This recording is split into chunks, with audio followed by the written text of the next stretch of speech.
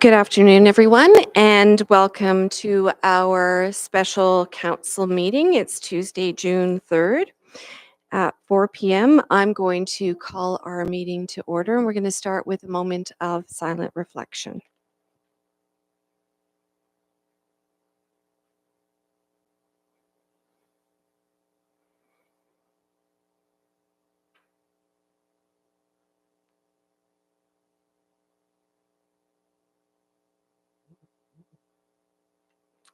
Thank you.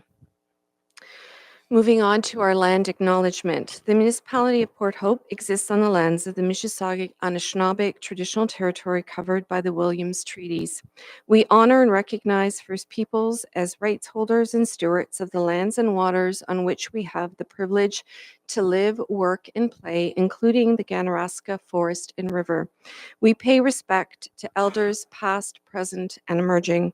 We commit to actions towards truth and reconciliation by recognizing the United Nations Declaration on the Rights of Indigenous Peoples, strengthening ties with First Nations, Métis, and Inuit peoples, especially those who make their home in Port Hope, and learning from Indigenous ways of knowing and being.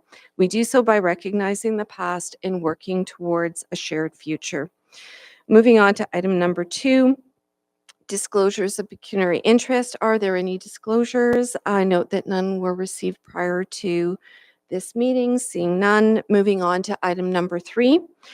3.1, our presentation by John Mascaron from Aaron Barrellis LLP regarding strong mayor's power training. As of May 1st, 2025, the province of Ontario announced that strong mayor powers would be extended to 169 municipalities, including the municipality of Port Hope. The purpose of this public session is to provide council members with a high-level overview of these powers and how they may impact municipal governance and align with provincial priorities. I welcome Mr. Mascaron, Integrity Commissioner for the municipality of Port Hope, who will provide us all with training on the matter. So welcome.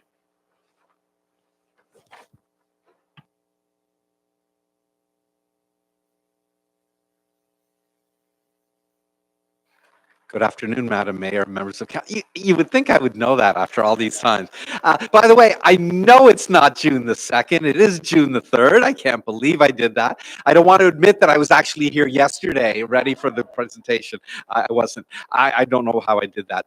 Thank you, Madam Mayor and members of council for being here today. It's my pleasure to try to give you some education and training on this. It's really, I was telling Councillor Thompson, Councillor Pearson just before the meeting, it's about the only thing that I've been dealing with for the last 7 weeks since the April 9th announcement that there would be 169, nay, it was 170 municipalities that have received strong mayor powers.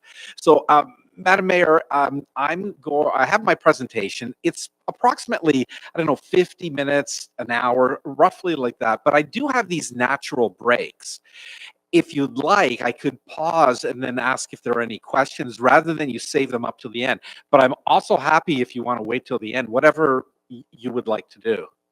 Thank you. I think I'll turn to my colleagues. If you do come to those natural breaks and there's questions around the table, then we'll ask you those questions. And if not, we'll just save it to the very end. Terrific. Thank you, Madam Mayor. So one of the things that everyone keeps asking me is strong mayor powers. That seems to go against what has been the norm here in Ontario for, oh, I don't know, since pre-Confederation. And that's absolutely true. So where did this come from? So we've got an origin story. This actually sprung from the mind, and I had this great visual, but it was going to be about 1:26. It was just a little bit too long. So I'm just going to give you the quote. It sprung from the head of our premier. There was a book that was published some 10 years ago, and the two authors were Rob Ford and Doug Ford. Ford Nation, Two Brothers, One Vision by HarperCollins, a reputable book publisher. And this quote was attributed to Doug Ford. If I ever get to the provincial level of politics, municipal affairs is the first thing I would want to change. I think mayors across the province deserve stronger powers. One person in charge with veto power. Okay, that was actually quoted. And so, but how did he get here? Well, you might remember that the patriarch of the Ford family, the father of Rob and Doug Ford, was a one-time MPP at Queen's Park. So there was some knowledge about provincial affairs in the Ford family. At the time, just before this, Doug Ford was a one-term member of council. He had stood in and been elected in an Etobicoke riding that was vacated by his brother, Rob Ford, who had become the one-term Toronto mayor. And I think this quote probably encapsulates the frustration that the premier felt before he was the premier at what was happening at Toronto City Council, where his brother's ideas and I guess, his own ideas were being stymied by the other members of council. So, what's the easiest thing to do? Get rid of all the rest of council and just have the mayor become an autocrat. So, this partially fed into this. The other thing you should know is there are a number of strong mayor municipalities in the United States. The well-known ones are the ones in the big cities: San Francisco, Los Angeles, New York, and primarily the Windy City, Chicago. Why is that important? Well, Chicago is known as the prototypical strong mayor municipality going back to Richard Daley in the 1950s, all the way up, I think, to 1976. He was the mayor of Chicago, often referred to as the last of the big city bosses. He ruled with an iron fist. You might have heard the urban legends that he stole the election from Richard Nixon in 1960 and gave it to John F. Kennedy. I don't know how much is true. I've read a lot of books on Kennedy, and I'm not sure that that was actually the case, but that is the thought of how strong the mayor can be. Chicago's mayor, because Deco Labels and Tags, the company created by the father of our premier, has its main head office in the US in Chicago. So that's a little bit of the origin story, how we got here. And I'll talk a little bit about strong mayor powers during this prologue that I'm going to get through. So you have this idea, this vision. Well, you need an excuse in which to implement it. You can't just sort of go in and say, oh, I'm going to just change the whole system of governance in Ontario. You need to find some excuse. What do you have? You have the provincial housing shortage. So you have the Affordability Housing Task Force writing its report in February of 2022, and its first line is Ontario is in a housing crisis. Very first line. Then when you read through the executive summary and the report, you'll go, oh, I see what the problem is. It's a municipal problem created by municipalities. Development restrictions through official plan designations, zoning restrictions, development charges under the Development Charges Act, building permit fees under the Building Code Act, planning processing fees under the Planning Act, and user fees and charges under the Municipal Act.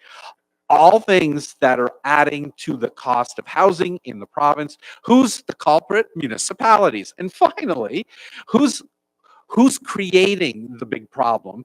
Well, who's responsible, by the way, for building and construction regulation in the province? It is the province. The province has created a uniform provincial building code. It came in place on January the 1st, 1975. For the first time ever, uniform provincial-wide building code. But who is the responsible parties to enforce it? Municipalities. What are municipalities entitled to do? They're entitled to charge for the cost of administration and enforcement of the building regulatory scheme. But it's building permit delays that's causing the problem, even though a chief building official cannot issue a permit unless he or she is authorized to issue a permit under Section 8.2 of the Building Code Act. Sorry, did I do something?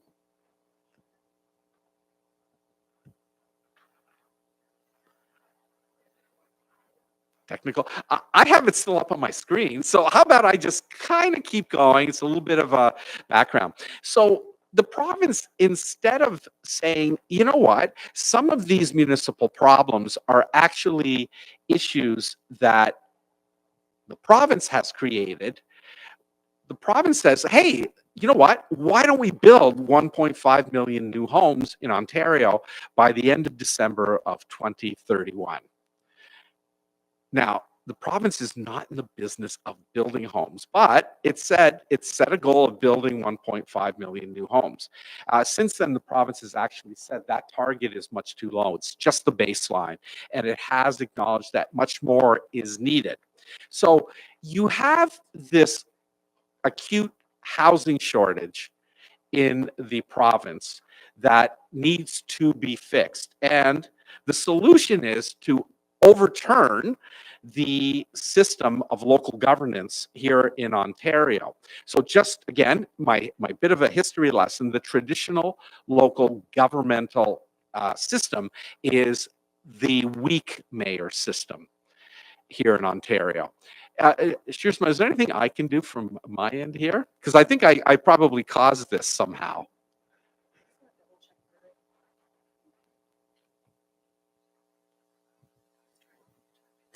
Pull it out, pull it in.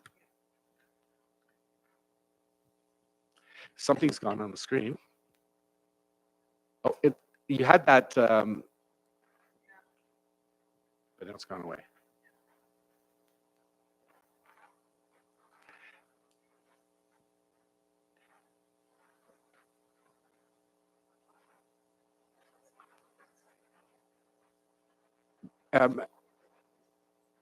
Madam Mayor, would you like me to continue? Because I know you have another meeting this evening and I don't want to delay you. We do, but typically our experience is that it only takes about a couple of minutes Sure. to sort this out. So let's give it a couple of minutes, Great. and if it's not sorted out, then we'll continue. How's that?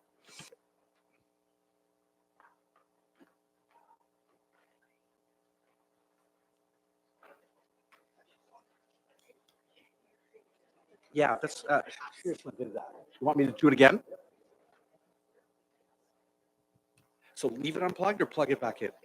Okay.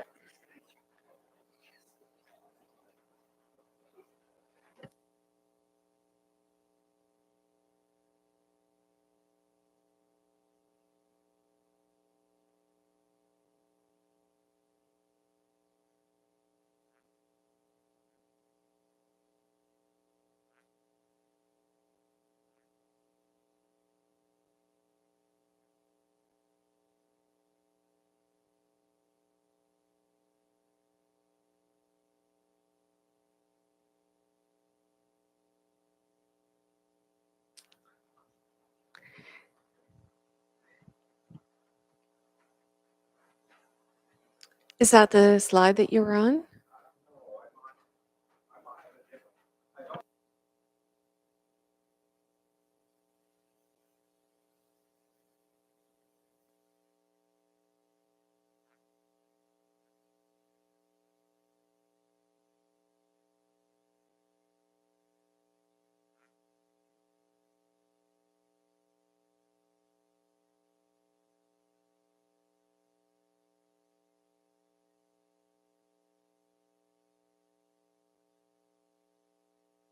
So the traditional system of local governance here in Ontario, we have the weak mayor system. It's not because mayors are weaklings, far from it. It's because the system that was set up in 1849 through the Consolidated Municipal Act was to set up a system where there would be a mayor, the head of council would lead municipalities, but is really a leader among equals. Only has a single vote at council and has very limited unilateral or executive authority. I defy you to come up with 5 things that the mayor can do unilaterally, not that council has given her, but that she can do, that's in the Municipal Act or otherwise. So here's just a couple. If I get unruly, Madam Mayor, you can expel me. You don't have to ask anyone. You just say, get out of here, get out of the council chambers. You have that authority under Section 241. You have the authority under the Emergency Management Civil Protection Act to decide if there's a state of emergency in the municipality and then to implement the emergency plan. You are a peace officer for certain things under the criminal code. So you can actually put forward an arrest as the head of council in certain circumstances. I didn't know that until the other day. But there aren't very many other things that you have the authority to do because, and my colleague Jennifer and I wrote this paper when we saw Bill 3, and we wrote, the role of the mayor has traditionally been viewed as a consensus builder, one where the head of council must work together in a spirit of compromise and cooperation with the other elected representatives of the municipality, i.e., the other elected members of council, to achieve a desired result. Well, that's enshrined in the Municipal Act. The linchpin section, Section 5, says the powers of a municipality shall be exercised by its council. That actually hasn't changed. This is really interesting. That section has not been modified by the strong mayor powers. So you might be saying there's a technical issue here because the Municipal Act says by its council. But read number 3, sub 3, a municipal power shall be exercised by bylaw unless the municipality is specifically authorized to do otherwise. So is the municipality specifically authorized to do otherwise through the strong mayor powers? The answer is yes. That's why 5 sub 1 can remain in place and it works together. The strong mayor powers still work together with 5 sub 3, so you don't need an amendment. Specifically authorized to do otherwise, if you look at the Municipal Act, I think there's something like 36, 37 separate instances where the municipalities, where the Act says the municipality's council can pass a resolution, give an approval, give direction to staff, for instance, in a closed meeting. That is specifically authorized to do otherwise. And I will submit to you that the new Part 6.1, which is where the strong mayor powers are found, is the municipality specifically authorized to do otherwise. The municipality being, in certain instances, the decision maker is now the mayor, not the council. So, strong mayor powers. There are 4 separate pieces of legislation that you need to pay attention to. There are 2 statutes, 2 regulations. You have to read them together. To the surprise of many, right after the Ford government achieved its second majority government here in the province of Ontario in June of 2022, Premier Ford announced there was going to be strong mayor powers. And that came as a surprise to just about everyone in the province because it had not been mentioned at all during the campaign that spring for the provincial election. None of the opposing parties mentioned it. Why would they? Because it came from the ruling Progressive Conservative government. The Premier never mentioned it. The Minister of Municipal Affairs and Housing at the time, Steve Clark, never mentioned it. So it came as quite a surprise. And you'll see Bill 3, it was one of the first bills introduced in the legislature.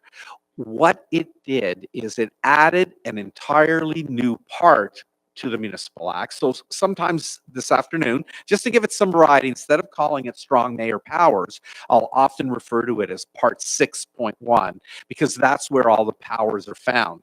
It was a new, entirely new standalone part added to the Municipal Act that is entitled Special Powers and Duties of a Head of Council. It was put in the Municipal Act and something called CODA, which is the City of Toronto Act, because the City of Toronto is outside of the Municipal Act. Then you'll see that there's another statute, the unfortunately and ironically named the Better Municipal Governance Act 2022, Bill 39. I think the province went like, we forgot something, and maybe we should add this. And what this is section 284.11.1, a one section. So it may sound somewhat insignificant, but it is hardly that. It is one section that builds upon the strong mayor powers that was added in. And you can tell it was added in because it's 11.1, which always gives you an indication that that's an amendment to something. Reading those provisions, you have to interpret it and apply it with two regulations. The first one, 530-22, is actually the regulation that the minister can enact or promulgate, the Minister of Municipal Affairs and Housing, by section 284.2 of the Act, whereas the minister who can pass the regulation and designate municipalities as strong mayor municipalities. You'll see in a moment, I'm going to show you the letter that current Minister of Municipal Affairs and Housing, Rob Flack, sent to 170 municipalities on May the 1st. It is the minister that actually has the authority to designate municipalities. So that's what the regulation does. In section 1, you'll see the list of municipalities. On May the 1st, there was a regulation 41/25, which was the regulation that actually named the 170 additional municipalities. But what it did is it amended section 1 of this regulation to add that list there, okay? The other thing of this regulation, what it does is it sets a number of technical and procedural rules, which I will not get into today. It is too technical to get into some of that granular level of detail, but I will talk about some of them because it sets out procedural rules for how to implement, carry out the strong mayor powers. Okay. And then finally, there is regulation 580-22 because there is, and I'll show it to you in a moment, there is a regulation making authority that is not given to the minister, but it is given to the Ontario Cabinet, to the Lieutenant Governor in general, who can create prescribed provincial priorities. These prescribed provincial priorities, I will show you in just a moment because the regulation is very brief. It can fit on one slide. Let me take away all the suspense. The priorities of this provincial government are housing, as I said, 1.5 million new homes in Ontario by December 31st of 2031, and infrastructure related to housing. So it's not everything, but if you look at that, housing and infrastructure related to housing is pretty broad. So quite broad. The provincial priority powers can only be created by cabinet, and those are the current provincial priorities. Many people have asked me, what if Premier Ford had not won a mandate for a third successive majority government? What if Marit Stiles was the premier in Ontario today, the NDP formed the government? Would there be different provincial priorities? Potentially, yes. Has the NDP have a very different outlook than the provincial Conservatives, right? What about if it had been Bonnie Crombie, if she had actually won her seat as well, and she had been the premier? Would the Liberals have had a different mandate? Potentially, yes. What about the Green Party? Again, the answer is yes. It depends on the ruling party of the day. The provincial priorities are set by the ruling party of the day. This is what the province sees as the provincial priorities, and the implementation is going to be done not exclusively, but by municipalities. At least that's the thought behind it. So here's the rollout. The original statute was Bill 3, the Strong Mayors, Building Homes Act. It was pronounced as a pilot project to only two cities, the cities of Toronto and Ottawa. Why? because Minister Clark answered the question in the legislature. He said, because those two municipalities are the two municipalities who are in most need of housing and most in need of affordable housing. And those two municipalities are shovel ready. That was the actual language of Minister Clark in the debates. Then, about 10 months later, 26 additional municipalities were designated as of Canada Day to have strong mayor powers. These municipalities were selected. They're often referred to as the big city municipalities here in Ontario because they had populations of 100,000 or they were projected to have populations of 100,000 persons. Okay. And the councils had provided a commitment to the provincial housing construction targets. So that's how those were selected. Then a short time later, only 4 or 5 months later, there were 21 additional municipalities that were offered the opportunity to be strong mayor municipalities. These municipalities had a cutoff limit of 50,000 population, and they could have it if their head of council executed a pledge to the provincial housing construction targets. Interesting. Before that, it was 100,000 and council had to commit. Now it's 50,000 and the mayor has to make a commitment. It's really, so you're giving strong mayor powers before they even have it. I did say there were 21 municipalities. Only 18 actually received them. So again, a little bit interesting because you can have them, but you have to sign on to something, right? So 18 came forward. 3, I think, had servicing issues. I know one of them, New Tecumseh, it's a municipality that I've done a lot of work with.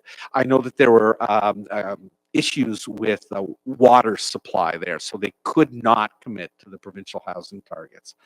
So those municipalities, those 18, were given those powers on Halloween of 2023. So that is the initial 3 tranches of rollout.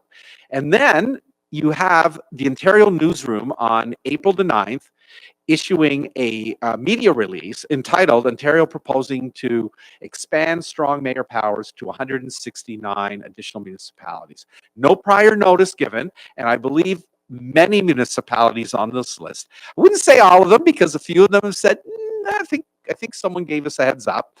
Most municipalities were quite surprised.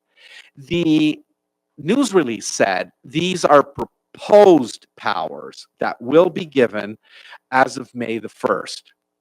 The proposal was put on the Ontario Environmental Registry for commenting for a whole week.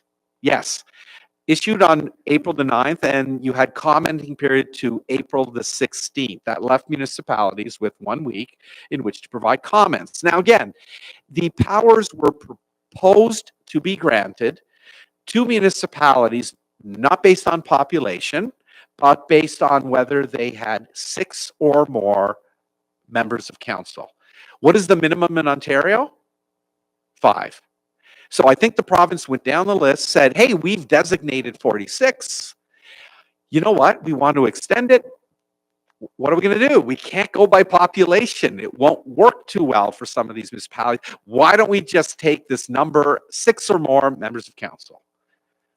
I don't know that, but I think that, and that's pure speculation on my part, but I think it's a good educated guess. By the way, no upper tier municipalities, only lower tier municipalities or single tier municipalities chosen, which gives you an indication, I think, of what the province may think of upper tier municipalities and what may be coming ahead. So population size or growth, no longer a criteria. So this is the 4th tranche that went forward. By the way, there was one municipality, and I just say it as a bit of a caveat, on April the 3rd, the city of Orillia was granted strong mayor powers for a temporary period by Minister Rob Flack, and both Mayor McIsaac in Orillia and both Minister Flack said this, which was astonishing to me: we're granting strong mayor powers to the city of Aurelia so they can deal with the state of emergency. I'm sorry, was this supposed to deal with building homes? That was my thought, and I think there was a number of people who called the minister and the mayor on that. So a little bit of interesting intel there. So on May the 1st, every municipality that was going to be granted strong mayor powers, that was going to, including the city of Aurelia, received this letter. So even though a number of municipalities commented on the registry, wrote to the minister, passed resolutions, some of which were actually acceded to by their mayors, there were no changes made. This gives me an indication that the province had made up its mind. We're going to go along this path, and we're going to give strong mayor powers to an additional number of municipalities. Does anyone want to place a wager whether every municipality in Ontario will have strong mayor powers before the next election? So, Madam Mayor, you'll see that AMCTO came very strongly against this, basically said it was an erosion.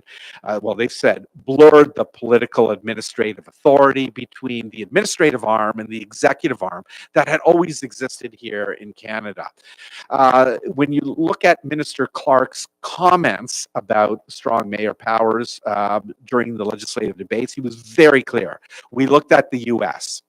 Didn't mention any other jurisdictions. London, Paris, Munich, in Europe all have strong mayor municipalities and powers. But he only mentioned the US and said, what we saw in the US is these mayors get things done. That's what the comment was.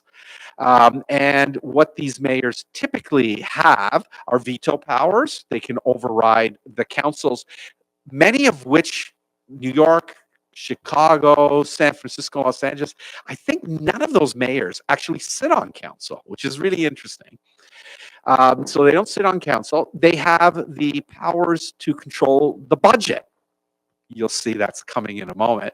And they have various powers to appoint and create various entities, special purpose bodies. We're often referring to them as local boards or committees. And you'll see how all of that plays into the strong mayor powers. AMCTO has come out very strongly and said some things about this is not great legislation. Ontario Municipal Administrators Association, association that I do some work with, has also strongly made some advocacy initiatives with the government to say this is not good legislation. AMO, not so much so. And you'll see that the current president, I forgot her name, but she's the mayor of Westport. Basically had a little soundbite on the background or the news release that went out that said, mayor's going to deal with this very responsibly, and we trust them to be able to do so. I think that was AMO realizing, we have to work with the provincial government. We can't be too peeved off with what they're doing. Madam Mayor, members of council, that's the end of my prologue, such as it is. I don't know that you're going to have many questions, but let me just take a pause before I actually get into the powers. Thank you. Are there any just initial questions around the table? Yes, Councillor Todd. Thank you. I had one when we were talking earlier about bylaws. I just want to make sure I'm in plain language. I'm understanding what you're saying, John. A mayor can ignore a bylaw. Is that basically how it is? They can sort of look at and say, we're not going to use that bylaw for this instance? Through you, Madam Mayor, not really, but I'll explain that as I'm going through.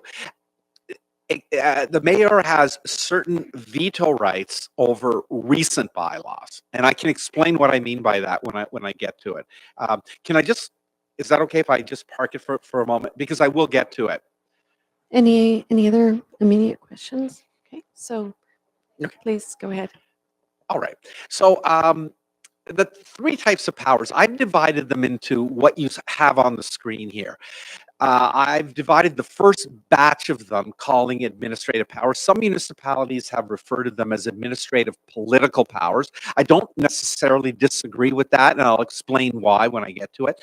The second batch of powers are only 3 sections that can only be used for provincial priority purposes. So I've called them provincial priority powers.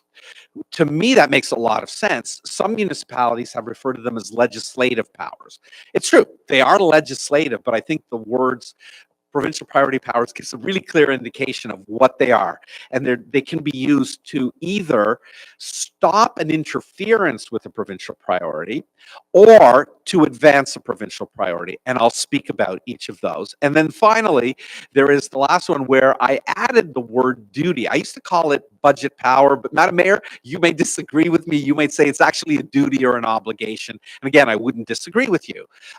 So coming from the US system of strong mayor powers, the mayor now has control of the budget. It's the mayor's obligation and authority to bring forward the budget for the municipality. And I'll speak to each of those. And as I indicated before, Madam Mayor, I will take a pause at the end of each one of these, but really, if anyone has any questions, I don't mind taking them throughout if you want to ask, but I think there's some natural breaks. So let's start with the administrative powers. If you read the Collingwood Judicial Inquiry report from Justice Morocco, he was very absolutely clear. No member of council, comma, including the head of council, comma, has any unilateral authority or executive authority to direct staff to do anything in particular, unless delegated by council. That was the rule. Why? Council's the decision-making body. That's been now removed. The mayor now has the direct authority to direct municipal employees. Those are the words that are used. Municipal employees, not a defined term. You'll see I'm going to sound like a broken record in just a moment. What can they do? To direct them to undertake research, implement decisions, and provide advice to the head of council and the municipality, not to the head of council and council. Interesting choice that the province has taken there. Now, if some of that sounds familiar to you, it's because it should be familiar. It's actually in section 227 of the Municipal Act right now. It is one of the roles of staff to undertake research and implement the decisions of council, to give advice to council, and to do things that council directs them to do.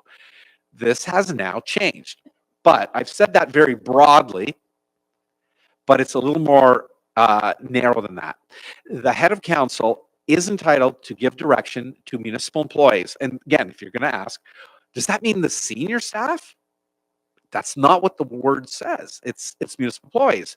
The City of Toronto, in providing webinars to AIM-CTO, has said it could go down to anybody. Now, I don't think that's what they really intended, the province intended, but it says municipal employees. So I suppose, Madam Mayor, if you wanted to give direction to the seasonal grass cutter, I suppose you could do that through this legislation. Whether you would want to do something like that is a whole other question. So you can exercise your authority, but only with respect to the purposes of Part 6.1 for the strong mayor powers.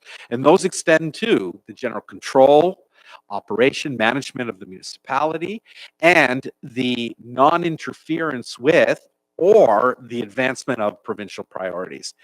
So the other question is, well, what about accountability? What about transparency? If the mayor goes and just meets with the CAO or the planning director or the treasurer and just whispers in their ear, it doesn't work like that. All directions given by the head of council must be done in writing. And I'll talk about a few instances. There has to be in writing in certain ways. Almost every written document that is required under Part 6.1 must be made available to the public. And typically, what municipalities have been doing, and I have to express some ignorance, I don't know what your municipality is doing, is setting up a separate web page where all mayoral decisions, and that includes decisions, vetoes, directions, and other things that you're allowed to do, are typically set out in one separate web page. Because now people who are dealing with municipalities don't just go and look at bylaws. They have to look at mayoral decisions, okay? So they have to be in writing. The next one, which has received some notoriety, is the head of council is now allowed to hire and remove the chief administrative officer. And the reason I say this has received some notoriety is because you probably all have heard what happened in Orillia, where the city had just announced its new CAO, actually through the mayor, announcing and having some very nice words about the new CAO about to join the municipality. The mayor is then granted strong mayor powers on April the 3rd, and the following week revokes that appointment before this new CAO can start. Okay, and I'll talk about that in just a moment. So the authority to hire the CAO is now the head of councils. But some people have misinterpreted what it actually says. So I put it up right there on the slide for you. 284.5 says, the powers of a municipality in respect to the CAO are assigned to of persons have misread that as saying to have the general control and management of the municipality have been transferred to the mayor. That's not what it is. The powers of the municipality under Section 229 are to appoint the CAO. Okay. Now, if you say, but it says appoint the CAO, surely that doesn't mean remove. The words are appoint. I'll correct you in that, because if you read the Legislation Act, it says any person that's been authorized to appoint someone also has the power to revoke or remove the appointment. So that's why I say the authority to hire and terminate the chief administrative officer now resides with the mayor. Okay. Now, this power can be delegated back. I'll show you a slide. There are 4 powers that can be delegated back. This is one of them. I didn't say that about the direction to employee for the mayor to direct, to assign, delegate that back to council or to anybody. Okay. The third tranche, third power here, municipal organization. The power to determine the organizational structure of the municipality is now with the mayor. Go ahead, ask the question. What's organizational structure? I don't know. It's not a defined term. So I went to my employment law lawyers who help me with municipalities, and I said to them, 2 of them, organizational structure, what does it mean? They said, you know what? In employment law, it is not a term of art. I go, really? I go, surely, no, they said, we know what you're going to ask. It's used in some legislation, right? I go, it's got to be, right? They go, no, it's not in the Employment Standards Act. It's not in the Occupational Health and Safety Act, and it's not in the Labor Relations Act. I didn't believe them. I actually went and did keyword searches. It is not in there. My thought is the reason it was selected is because it was to be given its broadest possible flexibility. What is the organizational structure of your municipality? I don't know. And I bet you what I'd have to do is probably sit down with some sort of organizational chart and work with your HR director and then say, oh, yeah, I think that's the organizational structure of your municipality. I think that's why it was chosen. So now the mayor can determine what the organizational structure is. So if you have the power to do something, you have the power to undo it too. So just remember that. That's in the Legislation Act. So the mayor can reorganize the municipality. The mayor doesn't like the way it's organized now. I don't know how many reports, Madam Mayor, there may be in this municipality to the CAO, but you might say, I think there's too many, or I think there's too little, and you can organize it. You can do this. The power to set the organizational structure includes the power to hire, dismiss, and exercise such other prescribed employment law powers with respect to division heads. Go ahead, ask. I don't know what a division head is because the division head is not a defined term. Interestingly enough, Minister Clark, when he was speaking, kept referring to department heads. And it's stuck in my mind. So I even put it on the slide. Department heads I understand that. And I think Minister Clark, I think he said it 6 times in the legislative debates. He kept referring to them as department heads, not division heads. But the word is division heads. So just think about it. If the mayor has the authority to set the organizational structure and can say, I'm going to move this and move that, maybe some people might be needed to be hired. Some people may need to be terminated. So that power makes sense to go with that, except that the mayor can't, and there's a carve out in sub 3 of 284 sub 0.6, where statutory officers cannot be hired or dismissed by the mayor. Those would include the ones that you typically would consider, and there's a list. So the clerk, the deputy clerk, treasurer, deputy treasurer, the not the CAO, sorry, Michael, the treasurer, the chief building official, the fire chief, the auditor, the integrity commissioner. I'm certain I'm missing somebody else there. Those cannot be removed. Interestingly enough, there's also any other officers required to be appointed under any other act. So persons who you would normally not think of as being statutory officers, building inspectors, they are appointed by council under the Building Code Act. Weed control officers under Section 9 of the Weed Controls Act. Bylaw enforcement officers, I think they're appointed under the Provincial Offences Act. Those persons cannot be removed by the mayor. Those still reside with council. This power can be delegated back to council or to the CAO. Okay. Any existing organizational structure that was in place on May the 1st in Port Hope remains in place unless the head changes it or the head is delegated and someone else has made the change. So here's the question that I keep being asked. So the mayor can remove someone, can terminate someone.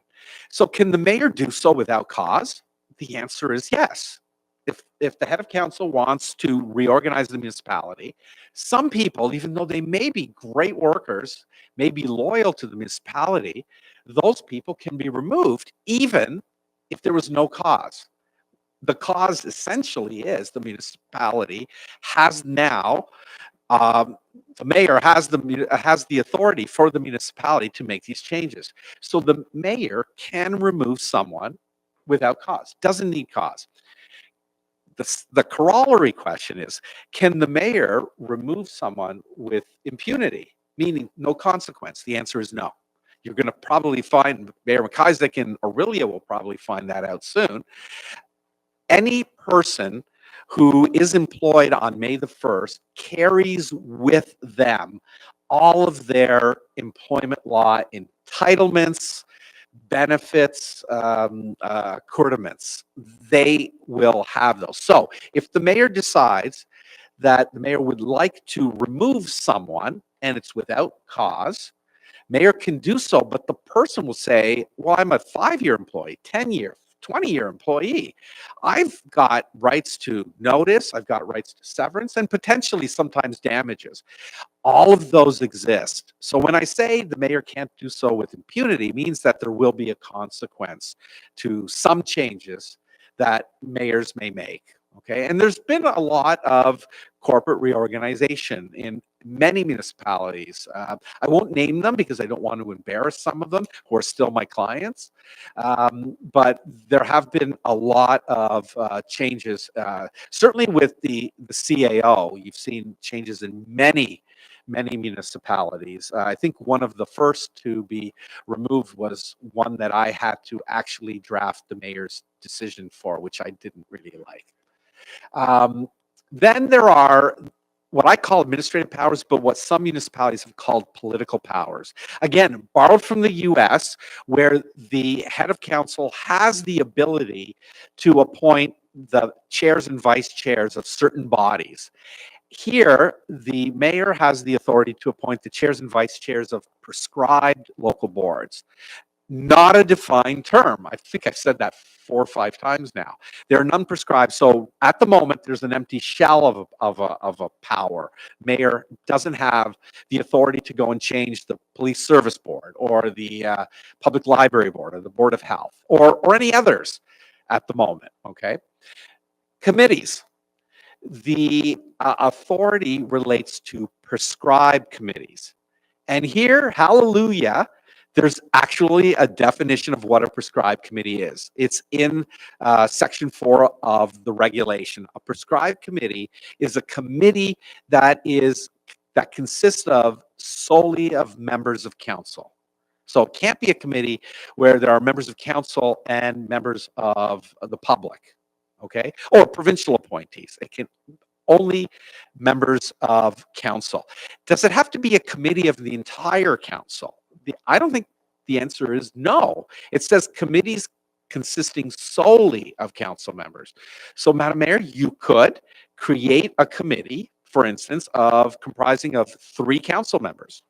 You could do that. That is a committee that is comprised solely of members of council. You could do that. Or it could be a committee comprised of all of you, all 6 of you, right?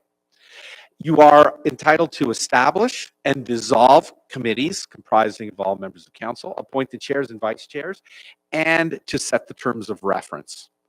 Okay, that does exist and it is in place today. The local local boards is not in place today. And this power can be delegated back to council. So the last 4 things that I've shown you are all powers that the mayor is able to delegate back to council. Why? Because there is a specific authority to do so. Typically, the rule is if the province delegates, you cannot subdelegate unless there is an authority at statute to do so. Here, there is clear authority. The head of council is entitled to delegate back the following powers and duties under this section.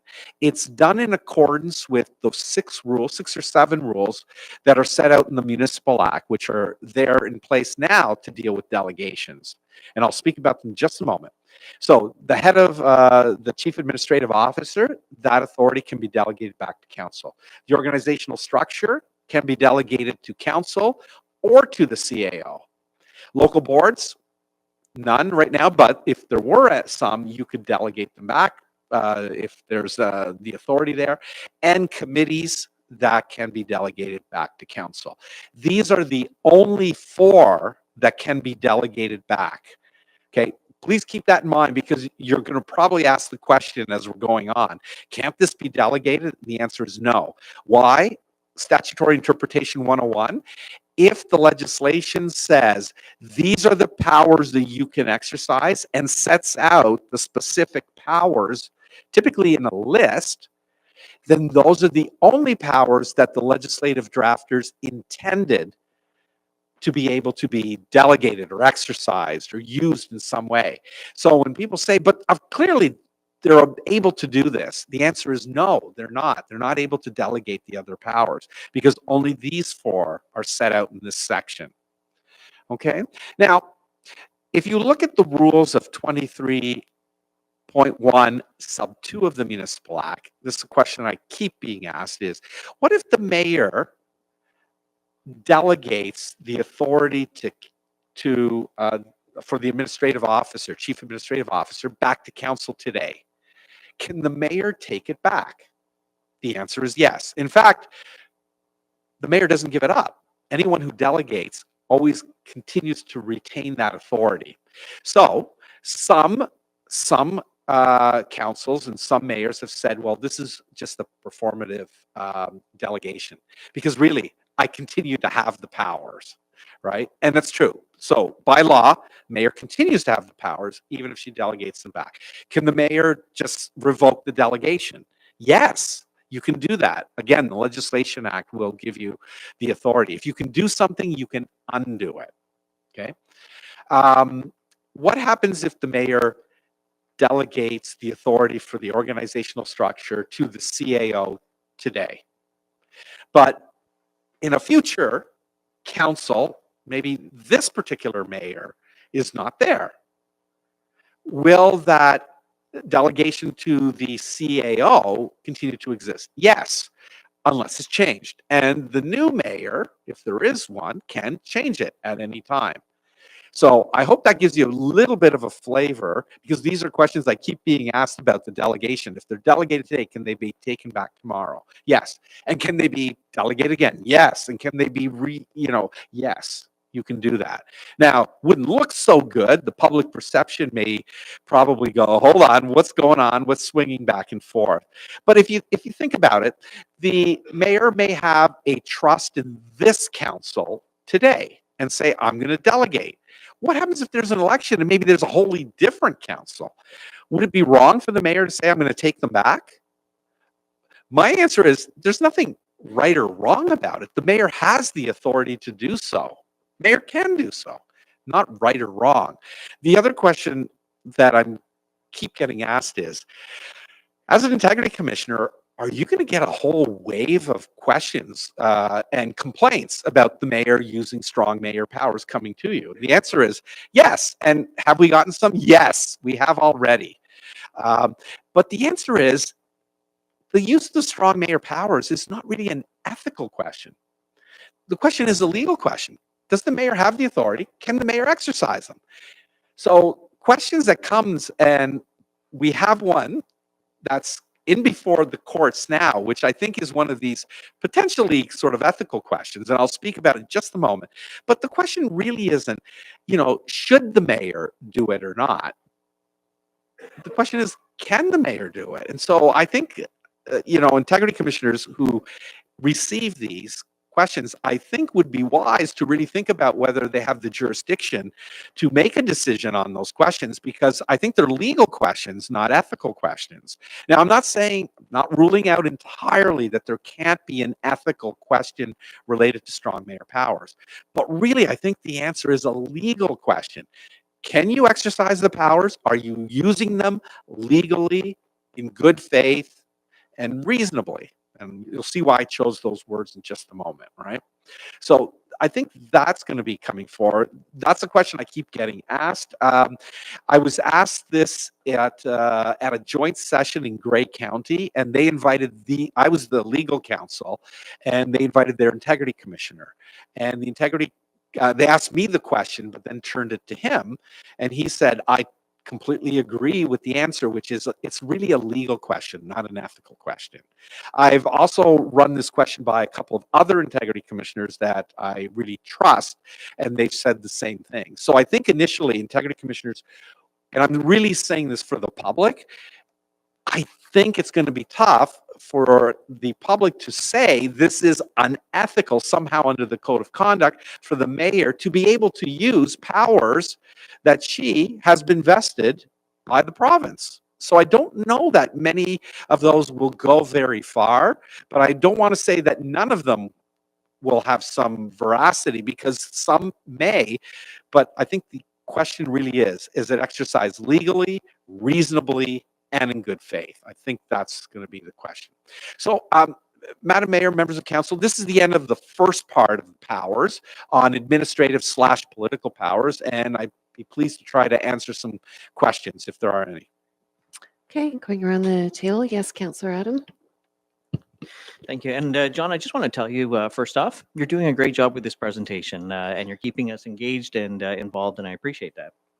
So I just have, maybe if you can just educate me a little bit on it. You're talking about the municipal organization, and you were talking about the right to hire and terminate employment department heads.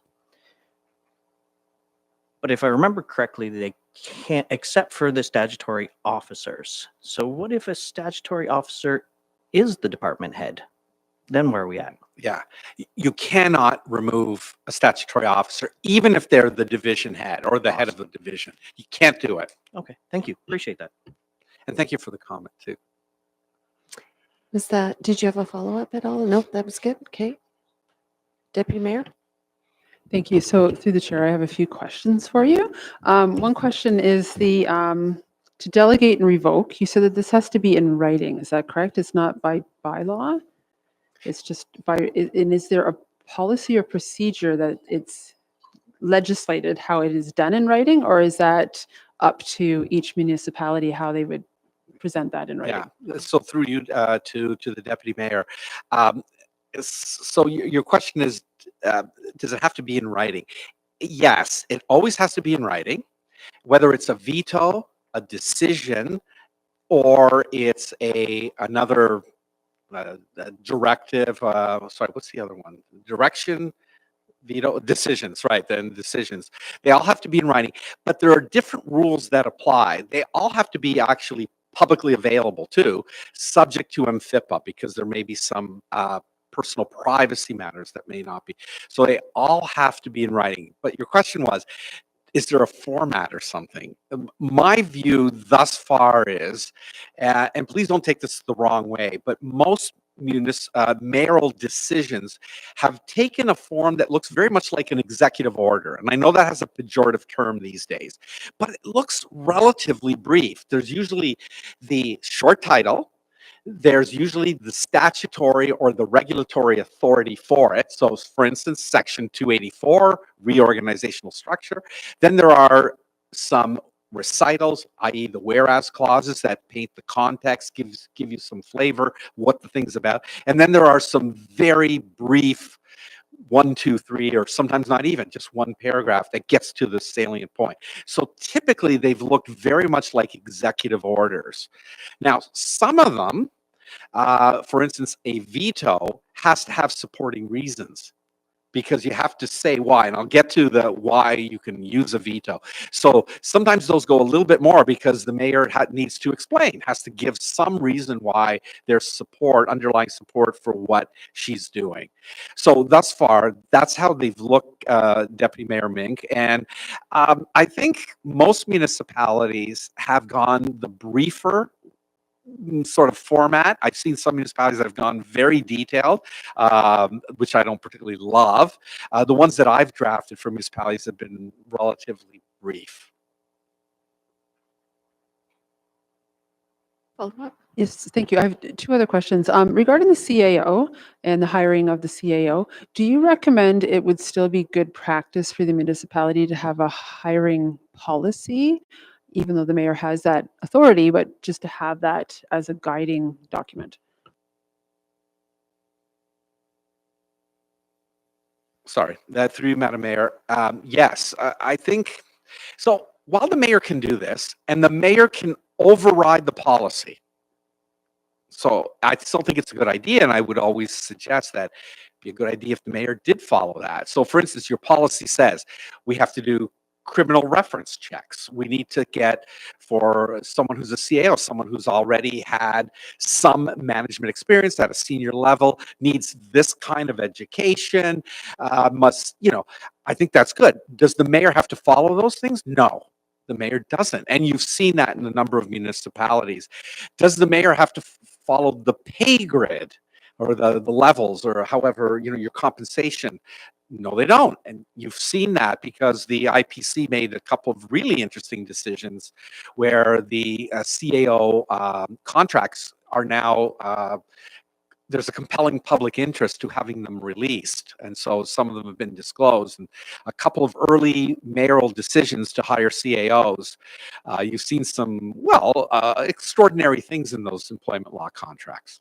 But yes, to answer your question, I think it would be wise for the mayor to follow the prescribed steps and policy, and maybe consult and work very closely with your HR director.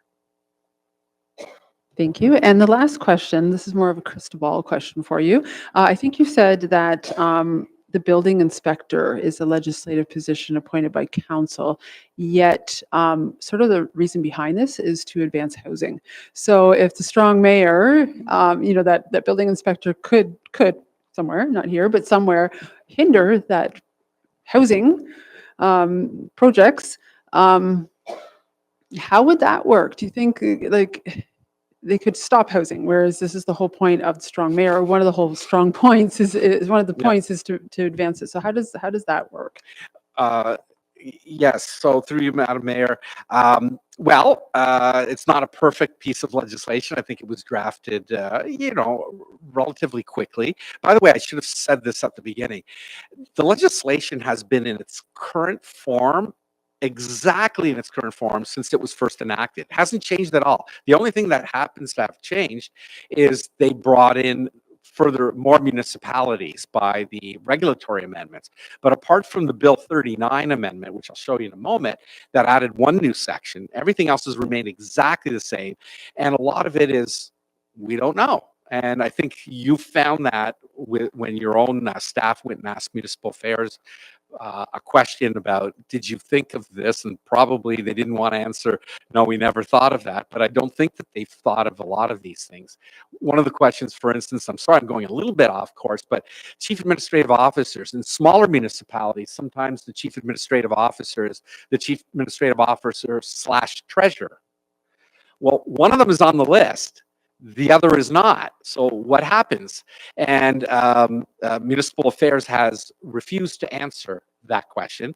It's one that's fraught with some problem, especially with the municipalities that are still left, the smaller municipalities where they hire administrator / treasurer / clerk. So my view is, I think if you're appointed and hired in that hybrid fashion, then I think if you're the CAO / treasurer or / clerk, then I think you can't be removed from office. However, if you were the clerk and you ascended up the ladder and then you were appointed the chief administrative officer and they said, oh, just keep your duties as the clerk, I'm not sure that would end up saving the chief administrative officer. These are all questions that need to be determined.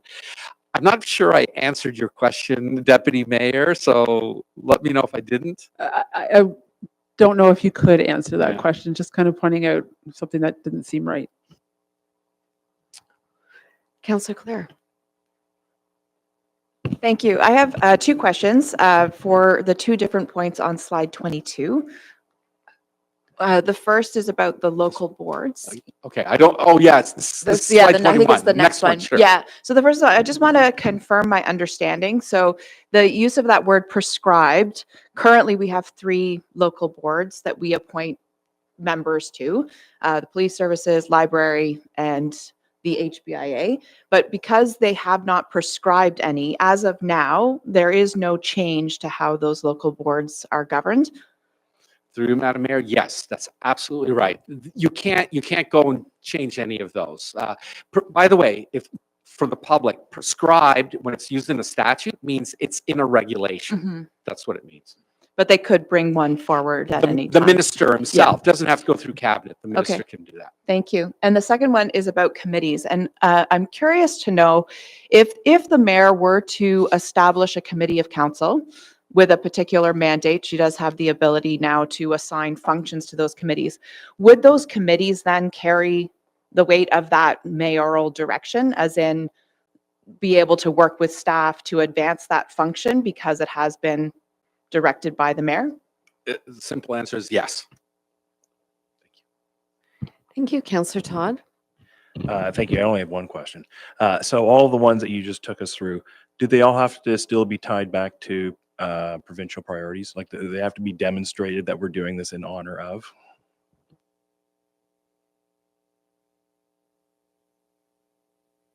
No, I should have said, I don't know why it keeps going off. I should have said this before.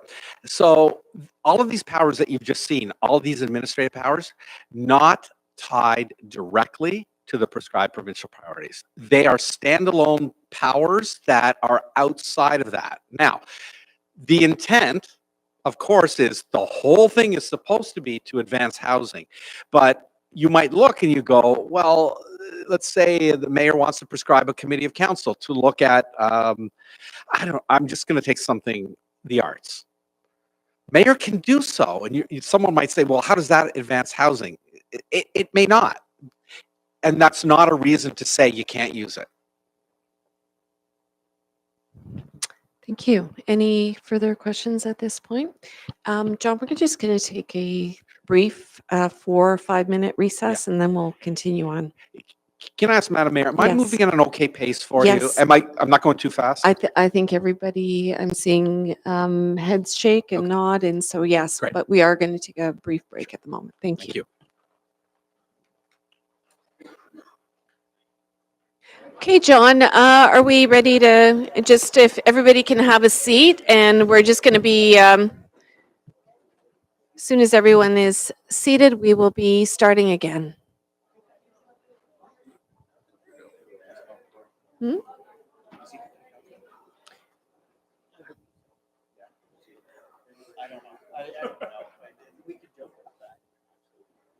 Just waiting for Councillor Clare. Okay, there's Councillor Clare. Okay, we will be reconvening. We're just going to wait for our CAO to join us. And if I can ask for everybody's attention, please, we will be starting with the continuation of the presentation. Thank you, John. Thank you, Madam Mayor. So what we just saw, and going to Councillor Todd's question, was we saw a whole bunch of powers that aren't tied directly to the prescribed provincial priorities. They are standalone powers, and there's going to be one more that I'll show you in a moment. But now I'm going to be focusing on the provincial priorities. As I indicated before, there is a specific authority for the cabinet to prescribe what's provincial priorities. There's a regulation, and it's very, very clear. It says prescribe provincial priorities for the purposes of 3 sections. So the next 3 slides I'm going to show you, I think the next 3 slides, no, after the next one, are going to be just those 3 sections, and I'll talk about them at some detail. So here's the regulation on prescribed provincial priorities. I said it before, but now I'm showing you. This is what the regulation is. That's the whole regulation.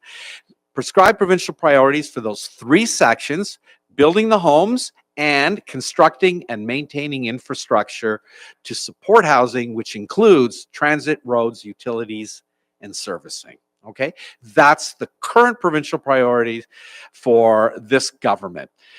The first power is with respect to meetings. As you know, one of the mandatory bylaws that a municipality must enact is a procedure bylaw. The procedure bylaw sets out a whole bunch of things: how to call meetings, where they are, and what the rules are at the meeting. How are you supposed to bring forward new business? Are you notice of motion? How are you going to do this? Well, now the head of council can, despite what the procedure bylaw says, advance a matter, that's the language, a matter that in the head of council's opinion, okay, you got to follow this, it's bouncing ball, the head of council's opinion potentially advances a provincial priority. So that's quite a lot of scope. The head of council has an opinion that something may potentially advance a provincial priority. The head of council in that case is able to bring that to council and say, I'd like you to consider it. Okay?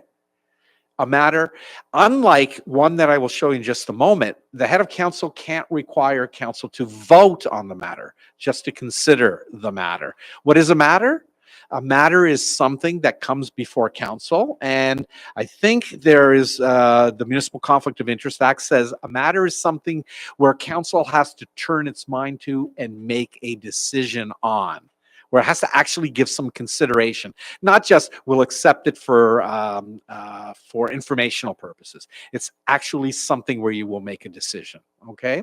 So, notwithstanding what the procedure bylaw says, the mayor may advance something that she believes will advance a provincial priority. The second one, 284.11. This is the veto power. The mayor has the authority to veto a recently enacted bylaw, and I'll explain why I've said those words. She can veto a bylaw that's passed under the Municipal Act, under the Planning Act, or under any prescribed statute. Right now, there's only one prescribed statute, and it's the Development Charges Act. So the mayor can veto a development charge bylaw. By the way, whole or in part, doesn't have to be the whole bylaw, can only be part of a bylaw. If the mayor forms the opinion that the bylaw potentially interferes with a provincial priority. So again, you have the same thought. The mayor has an opinion that something may potentially interfere. So it's not, she doesn't have to be certain about it. She doesn't have to have empirical evidence to support it, 100% or 99.9. Mayor forms an opinion. What's the standard for the opinion? I'm not sure what the standard is. We'll probably be finding that out. I think it would have to be at least reasonableness for the mayor to make a determination under this and the next one as well. So when I said only a recently enacted bylaw, the mayor is not able to go back with any bylaw that was enacted prior to May the 1st. She never had the powers before May the 1st. So she couldn't go back and veto, say, a bylaw that you passed last year. Let's say it was a noise bylaw. You might say, noise bylaw. Mayor maybe makes a determination that in order to advance construction in your municipality, there should be no quiet time for anyone. So most noise bylaws say no noise after 7, no noise vibration that's disturbing after 7 till 7 a.m. or, not on holidays, not on weekends. Mayor could say, no, we're going to have 24/7 construction because we need to advance provincial priorities. You can see that there's at least some viability there. So the mayor could say, okay, but if the bylaw was passed 3 years ago, even 6 weeks ago, it's not going to be able, she's not going to be able to do that. Why do I say it has to be a recent bylaw? Because the legislation says the mayor must give notice that she may exercise that power within 2 days of the council vote. Okay? So that's why it has to be a recent bylaw. So even if you made a decision like a few weeks ago, we're now at June the 3rd, even if you made a decision a few weeks ago and the mayor didn't give notice that she was potentially thinking about vetoing a bylaw, it's out of time. You've lost the opportunity. So it's a forfeiting of that opportunity. Then if the mayor does give notice, then the mayor has to exercise the authority within 14 days of the original council decision. So if she waits 2 days to give notice, then she only has 12 days in which to exercise it, okay? Now, I'm not going to typically get into that kind of granular level of detail because some of these get really complex, and usually I leave it up to people who are smarter than me, like the clerks, who can figure these things out. So I won't be going into a lot of, it needs 7 days. It can be shortened by, 10 days and 30 days, but I'll try to give you a flavor of this, okay? So again, the mayor can veto recently enacted bylaws, must give notice that she intends to do so, doesn't then have to exercise that. Maybe she doesn't want to after thinking about things, but she has to at least do that. Then she has to actually file the veto with written reasons. My view is the written reasons should be in support of why it potentially interferes with the delivery of the provincial priorities. Why else would you require written reasons? It's because someone may want to challenge it. Okay. Now, council can override the mayor's veto, but has to do so by a 2/3 vote of council within 21 days of the date that the clerk gives notice that the mayor has vetoed. Okay? It gets complicated. I'm sure the clerks have gotten charts and all sorts of things to do this. So it's a 2/3 vote of council. Normally, at most councils, I would be able to do the math and to tell you what that is. I'm not positive with you. And I read Mr. Gilmer's amazingly good report to council, which actually explained weighted voting and how it may or may not work. And I saw two legal opinions that went with it that tried to explain it. Only one of them I appreciate was written after the strong mayor power, so it did try to encompass some of this. I don't know what to tell you. I don't have any answers for how the 2/3 vote of council breaks down for you. That's going to be a really technical question that you're going to have to grapple with at some point. I don't have any. I think Mr. Gilmer was kind enough to give me the report, and I just don't know if I can give you any guidance today on it. I noticed that municipal affairs didn't really want to help too much.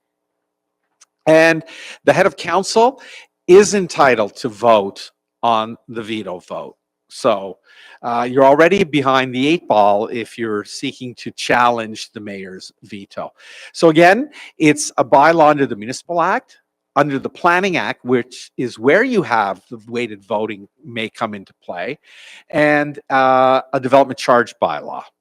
Okay, those are the bylaws that can be vetoed, but they have to be recent bylaws. Okay, the final provincial priority power is the one that was added by Bill 39. This is the one that's really been labeled as undemocratic. We've always had a system in Ontario that majority rules, and now we have an exception to that. So once again, despite what a procedure bylaw may say, the head of council may advance a bylaw for council to consider and vote on if it's a bylaw under the Municipal Act, under the Planning Act, or a development charge bylaw. And those bylaws or parts of those bylaws will potentially advance a provincial priority. So it's the converse or the inverse of the veto power. There it's the same sort of rules, but the mayor being able to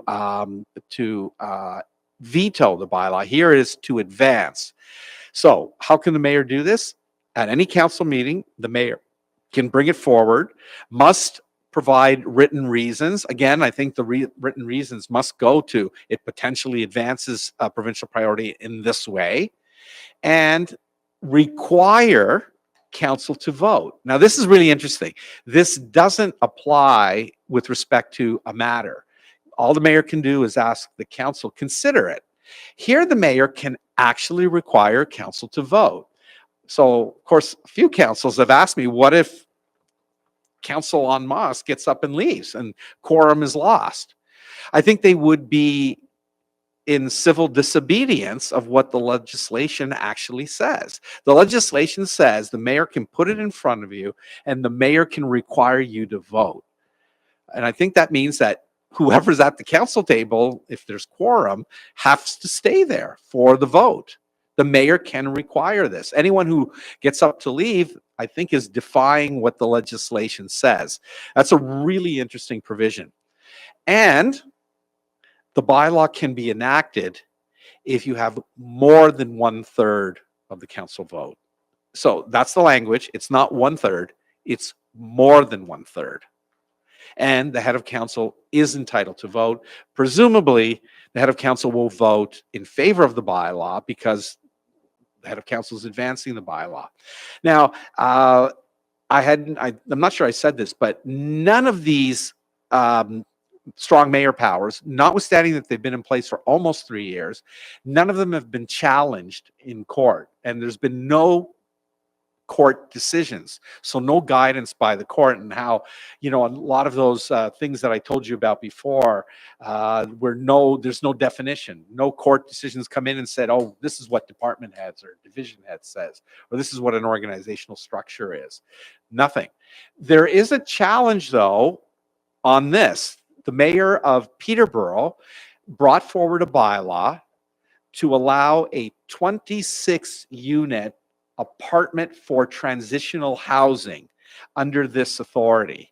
Gave reasons, and it was enacted by a 4-7 vote.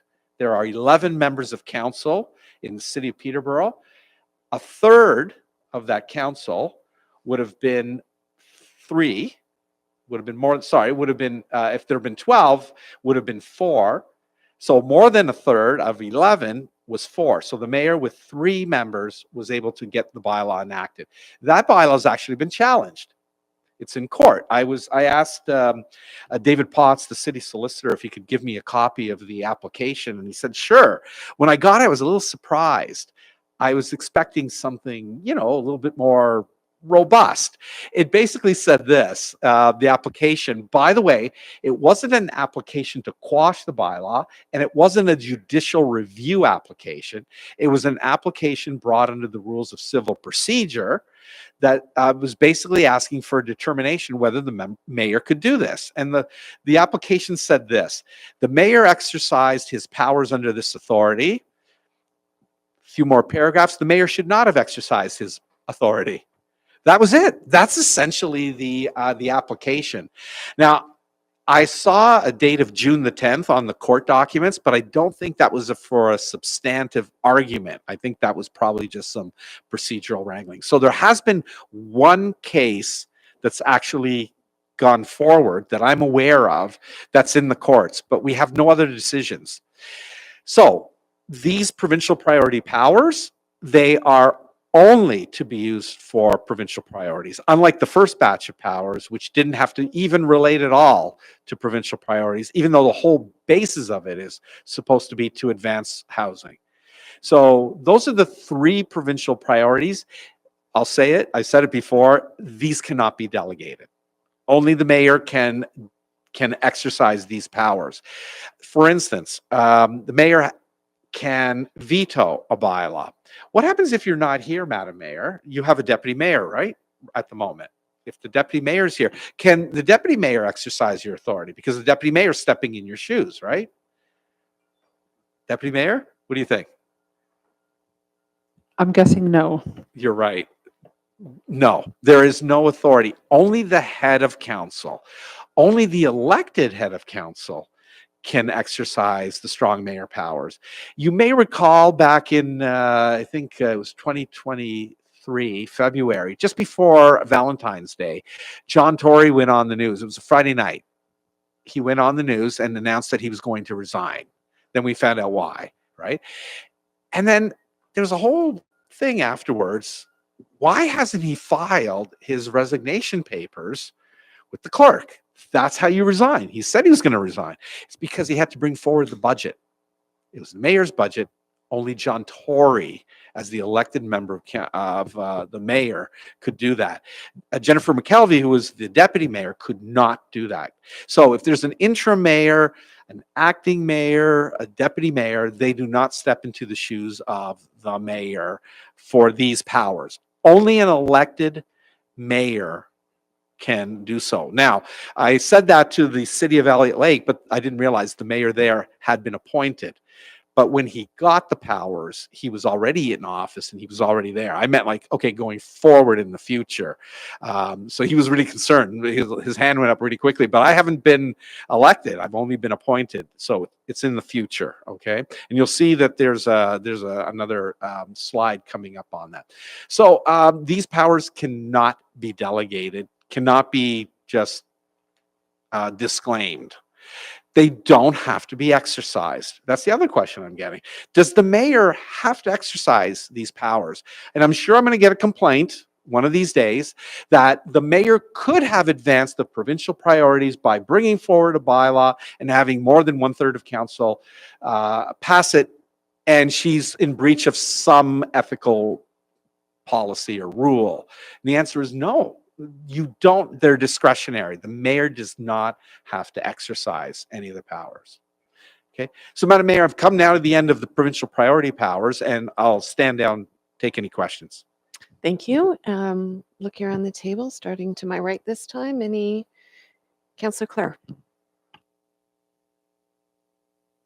I just wanted to confirm my understanding of the more than 1/3. So here with 7 members of council, that would be 1/3 of 7, which is less than 3. So the mayor plus 2 could pass these bylaws. Perhaps with weighted voting. Who Right. knows? I was going to say, this is through you, Madam Mayor. That's the answer that I've been normally given. I usually have a little sticky, and I usually say, yes, that's more than 1/3. 1/3 of 7 would be 2 1/3. Add one person, presumably the mayor, and you have more than 1/3, right? You have 3. So that would be the rule. I know that some people have tried to interpret it as you have to you can't use a fraction. You have to use the whole and then the mayor. And I don't think it works like that because then you need 4 on 4 out of 7. But you have weighted voting for the planning bylaw, for Planning Act bylaws. So I don't know how that works. You have a follow-up? No. Okay. Moving around on this side, any questions regarding this section? Okay. You can continue. Thank you, John. So finish the priority powers. I'm now going to have just one slide. And I will confess, out of all the things that were in here, the one thing that I wasn't asked a lot about the first time was the budget power or the budget duty. And I'll explain that in just a moment. The head of council now is in charge of preparing the budget for the municipality, bringing it forward to council, must do so on or before February 1st. The mayor can advance it way before February 1st. Doesn't have to wait till February 1st.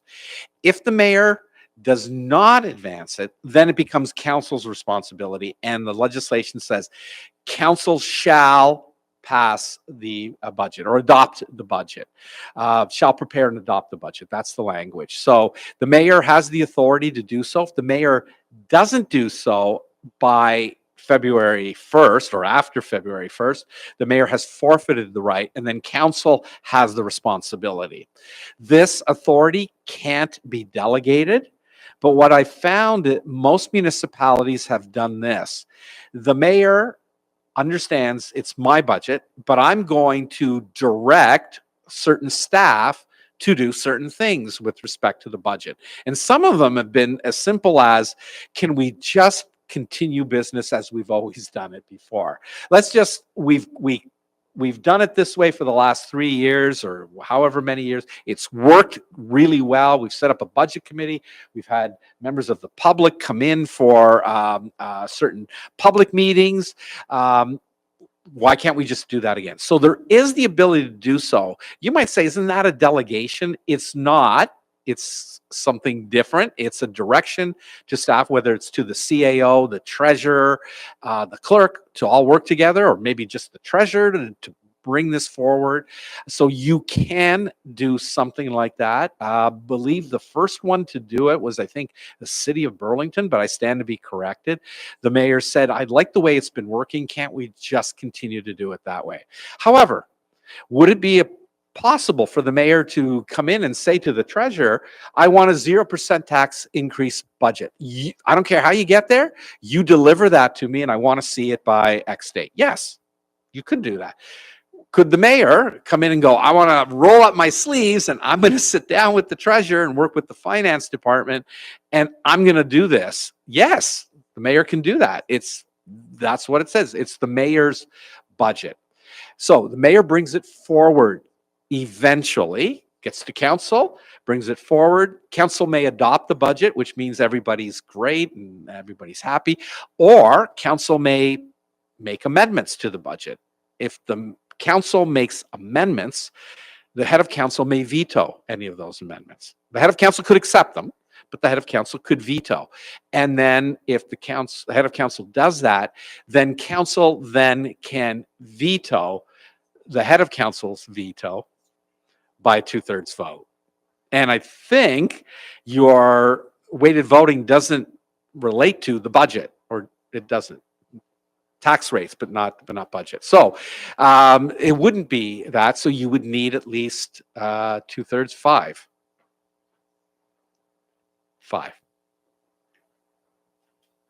Okay, that's the budget. And there's certain rules. There has to be certain dates, and I can't get into them. Section, I think 7 and 8 of the regulation have a whole bunch of different dates there for how to do this. And I'm not really going to get into that. Any questions on this? Thank you, John. Any questions around the budget presentation? I think we have no questions. Oh, maybe, no, Councillor Clare has put up her hand. I'm just curious. I was in a webinar this afternoon on this topic, and there were a few mayors on the panel who all had different approaches to how they do the mayor's budget. Some starting with consulting with council and then going and working on it with staff. Some working with staff and then bringing to council. Do you have a sense? Have you seen? Is there a trend in how municipalities or mayors are choosing to exercise this particular power? Through you, Madam Mayor, I'm going to plead ignorance on this. Out of all the powers, this is the one that I was asked the least about. It's because I think the treasurers really said, like, we need to take some control over this, and they really worked with their mayors to try to. And so I wasn't asked a lot of questions, so I don't have any really great sense of how do most people do it. So I'm sorry that I'm going to have to just say no. I can't answer. Any final questions, thoughts? Okay. Okay, so Madam Mayor, I'm now going to sort of try to wrap it up with a whole bunch of other sections that you need to be aware of in the statute, and then I'm going to just have a quick conclusion, and then I may just run through just a couple of questions that I keep being asked about some things. So I hopefully will get you out in very good time. So here. Under miscellaneous, there is an unfortunately entitled section called immunity, which you would think immunity, oh, it's immune.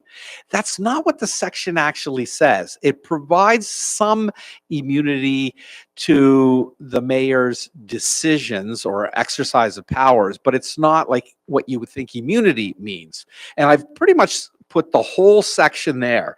A decision made or a veto power or other power exercised legally and in good faith under this part shall not be quashed or open to review in whole or in part by any court.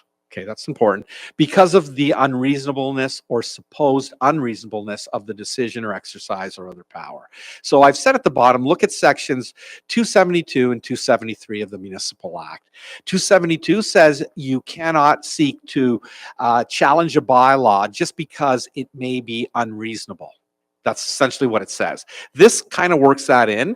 And section 273 says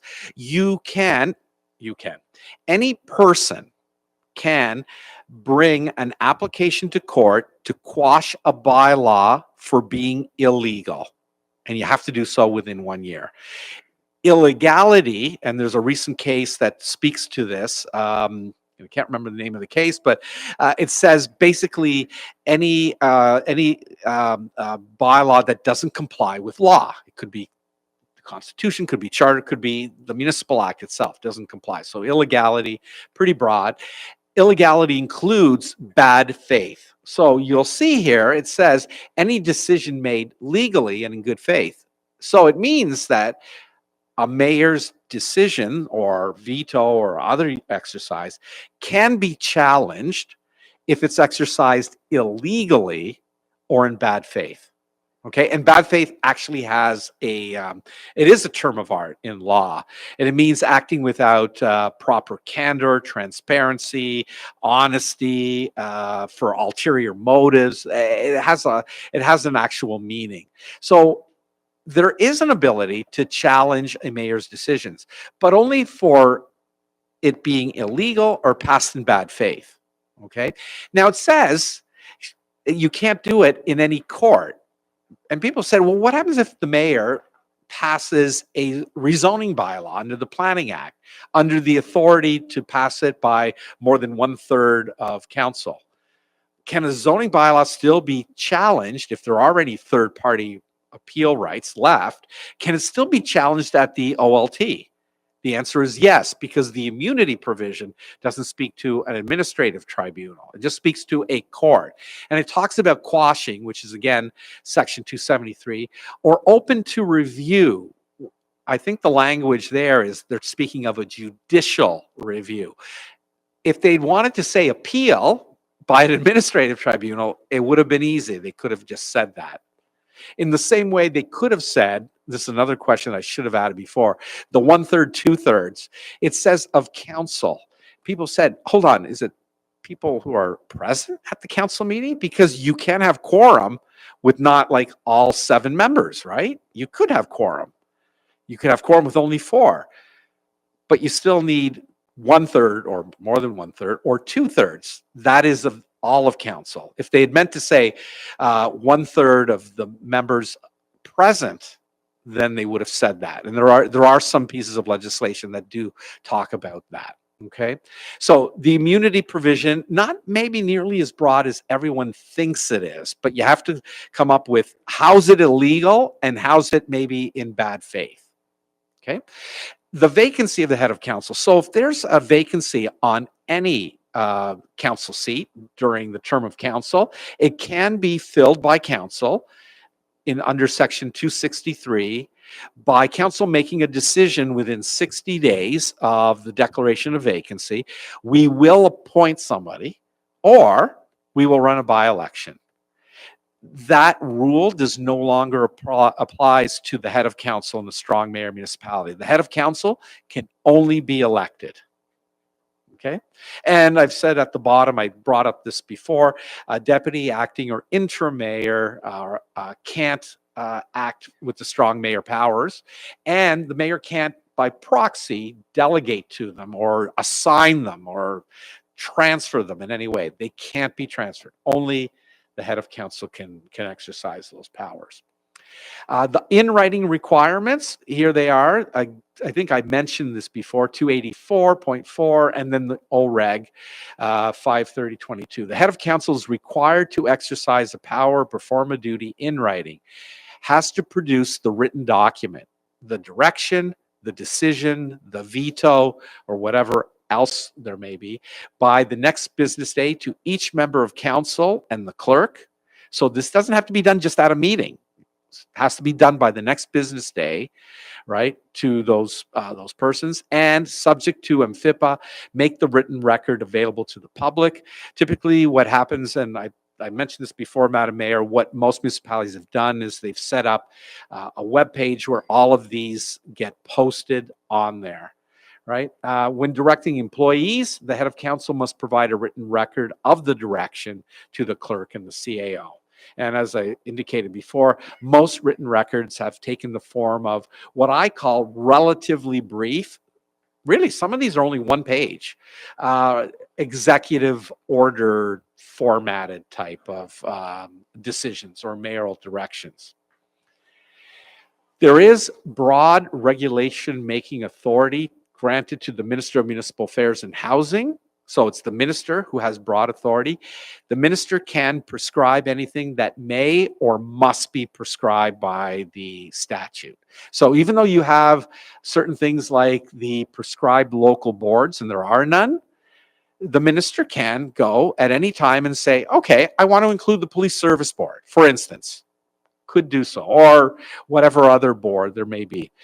Can also make certain things, and it's pretty open about the budget. And then there's this really curious one, the very last one, providing that a regulation may be retroactive to a date not earlier than 6 months before the date the regulation was made. It's awkward wording, and I wonder, people about, what is that? I think it's intended to be a mayor makes a decision. Maybe it's not quite right.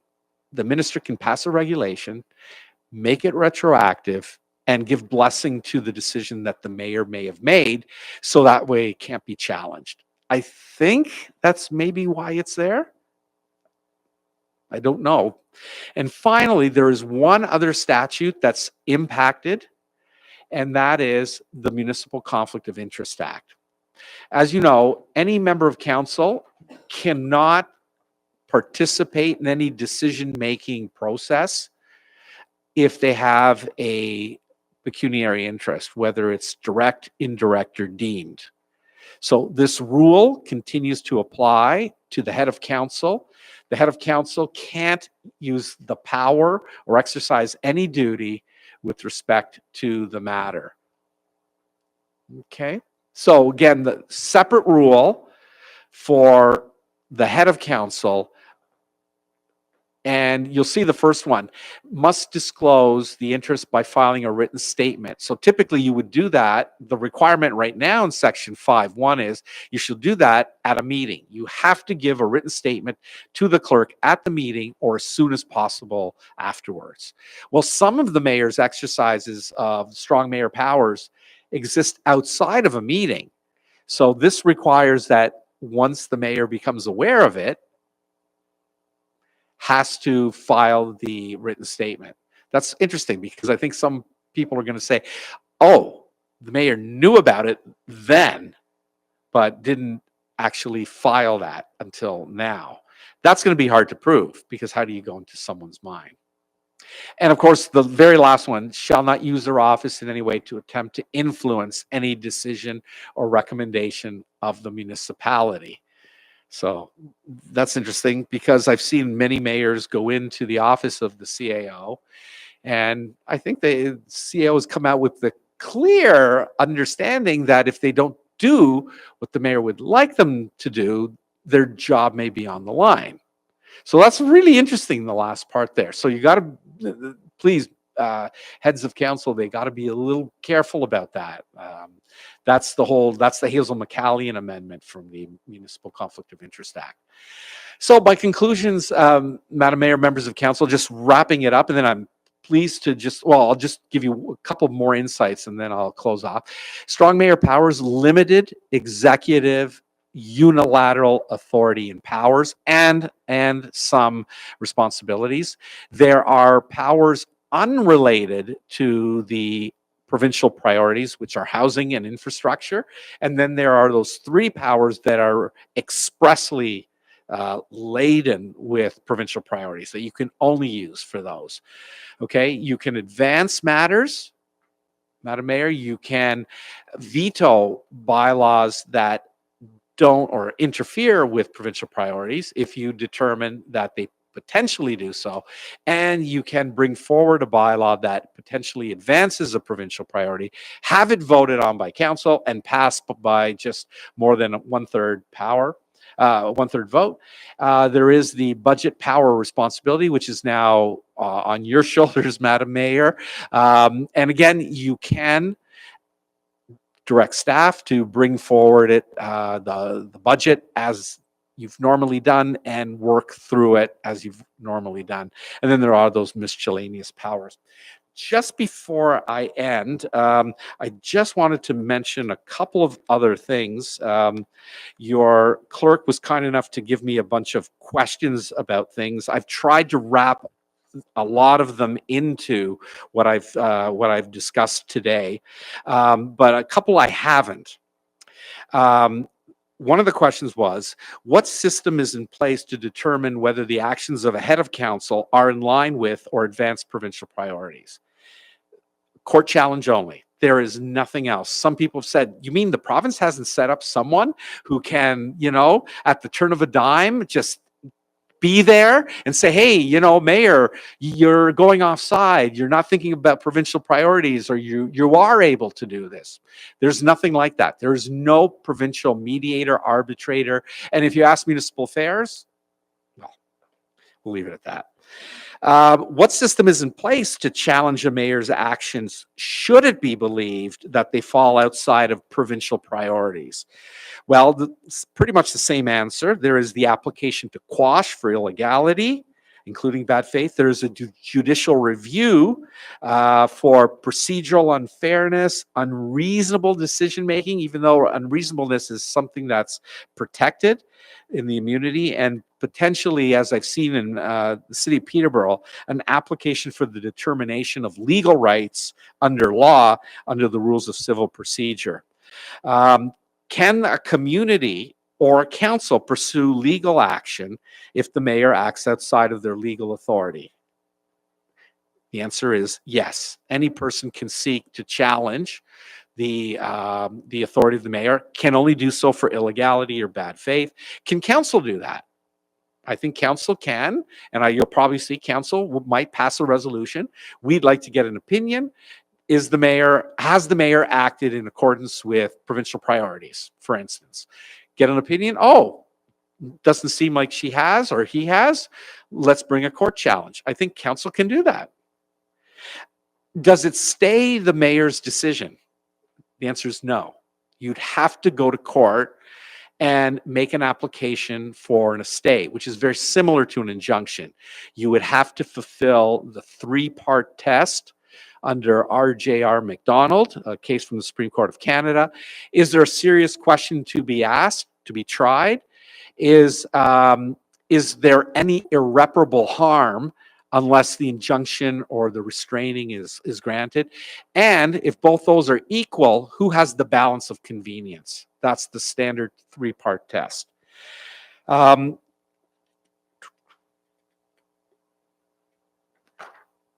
Sorry, I'm just looking through.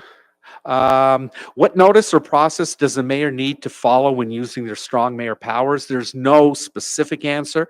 They have to be in writing, and sometimes you have to give notice, like the veto power. So sometimes you do have to give notice. When you're bringing forward bylaw, you have to give supporting reasons. Could it be right at the meeting?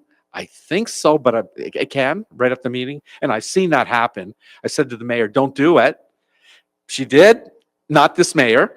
And there was a lot of vitriol from the community. She ended up kind of calling back that bylaw. Finally, lame duck period. As you know, when there's a municipal election, if a certain percentage of the council indicates that they're not running again and they haven't put in their name, or the election has happened and there's a number of people on the existing council until the turnover that won't be coming back, that's called the lame duck council. And typically there are 4 restricted acts that the council cannot undertake. For instance, appointing an officer of the municipality, like the chief administrative officer. How about strong mayors? The language of Section 275 says the council of a local municipality. So how do I read that? I read that as the council of a local municipality. I think the province may, before the next election, maybe pass an amendment to say if the mayor's not running and has strong mayor powers, can exercise them, or if the mayor has not been elected and will not be the mayor when the new council is formed, can't use those powers. But right now, the strong mayor can use those powers, notwithstanding the lame duck. So, Madam Mayor, I'm finished the presentation. Thank you for letting me actually add those few things. And thank you to Ms. Dave for providing them to me.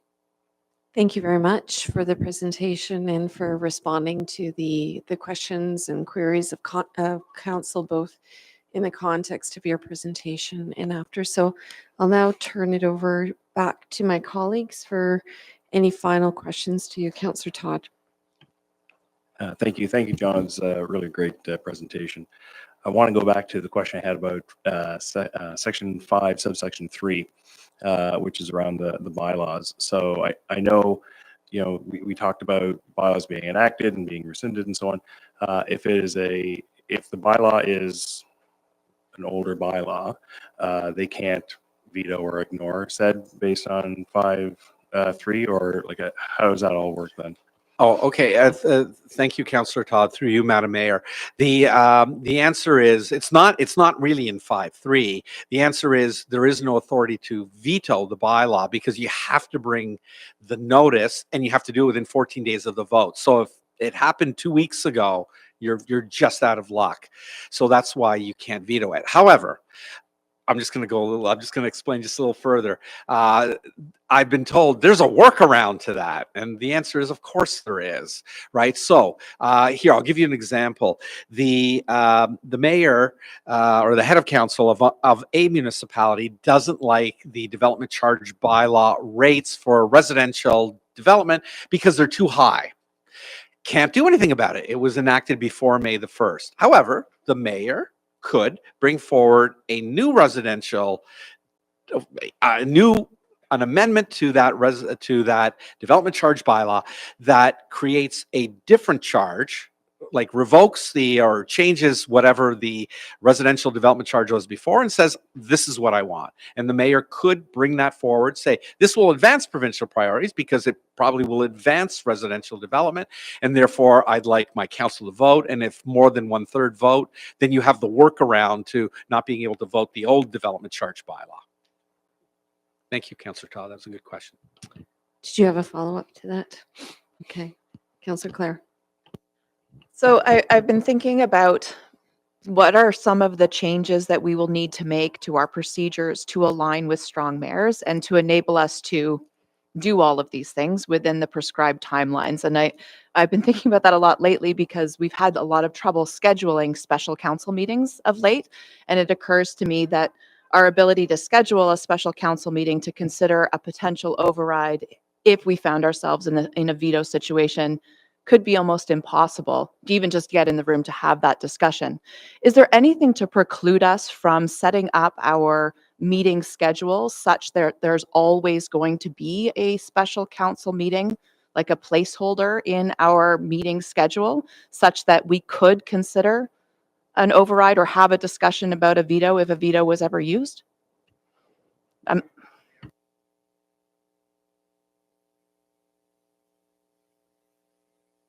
Sorry, you could set up something. I mean, by nature, the special council meeting is a special meeting that's called. However, I was asked in some municipalities where the mayor has to actually sign off. There can't just be a petition by members of council. How does that work? And I said, well, you could pass an amendment to your procedure bylaw that would allow potentially the ability of council, other members, maybe even excluding the mayor potentially, from being able to possibly get a council meeting in order to do that very point. And you could even have it scoped, and we can only use this authority only to be able to exercise our override of the veto, right? So you could structure it like that. You could structure it a whole bunch of different ways. In my view, that wouldn't be conflicting at all with the legislation. And in one way, you could argue it's actually in full compliance because it allows council to be able to do that. And the ministry has said there is accountability and transparency in this legislation, you know. So I think you could do something in your procedure bylaw. What you couldn't do, though, in your procedure bylaw is say to the mayor, you can't exercise your veto or something like that. Clearly, you can't do that.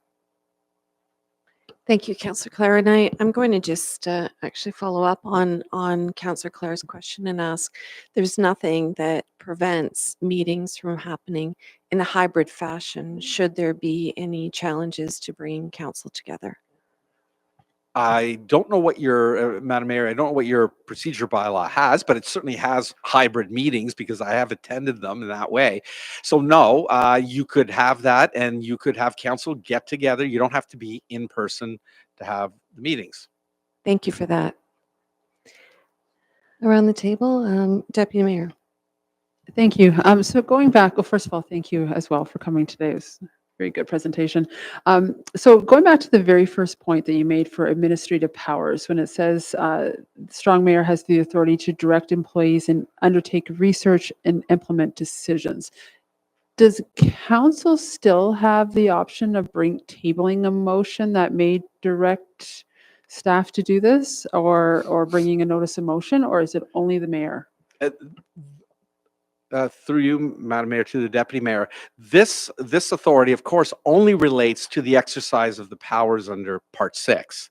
So council retains the authority for everything else to be able to continue to do that. But with respect to Part 6, the strong mayor powers, which includes, of course, the budget, as I said, and those administrative powers, it's the mayor's authority, unless she delegates it back to council, to council. Councillor Adam, any questions for you? Your Councillor Durrell, any questions? Any final thoughts or questions from around the table? It appears that you've done a tremendous job in answering our questions and providing us with additional information, and we very much appreciate you being here today. Well, Madam Mayor, thank you and to council for having me today. It's been my pleasure. It's really the legislation has. I've been thinking about it, noodling about it for about 3 years now, and there's so many unanswered questions. So I think as you go through, you're probably going to have all sorts of things, and there's going to be some municipalities, of course, some mayors who are going to push the envelope, and you're probably going to end up getting some judicial decisions that probably won't be very good. They say bad facts make very bad law, right? So that may end up happening. I think it's something that the province is, I think, dead set on. I think that they're going to continue to do this, unless I guess there's an uprising by all the members of council who are going, well, why was I elected then? Right? What's my role here? And the communities in these municipalities. I mean, I don't know where it's going, but I think it's for the moment here to stay. I think if there was a provincial election sometime, I think another government would probably relook at this. I don't think it's good legislation. My view, it really erodes democracy. So anyway, thank you, Madam Mayor, for the opportunity. Thank you, John, again for being here. So the recommended action in front of us is to receive the presentation for information. Can I get a mover and seconder? Moved by Councillor Darrell, seconded by Councillor Clare. All in favor? Thank you. And we'll move on to item number 4, which is our confirmatory bylaw. It's now time for the confirmatory bylaw. This bylaw confirms the proceedings that took place this evening and provides for formal adoption through a bylaw. Can I get a mover and seconder for that? Moved by Councillor Adams, second by Councillor Todd. All in favor? Thank you. And this concludes our business to be covered by this special council meeting on today's agenda. We have reached the end for today, and I'm in a position to adjourn the meeting at 6:05 p.m. Thank you for all for being in attendance.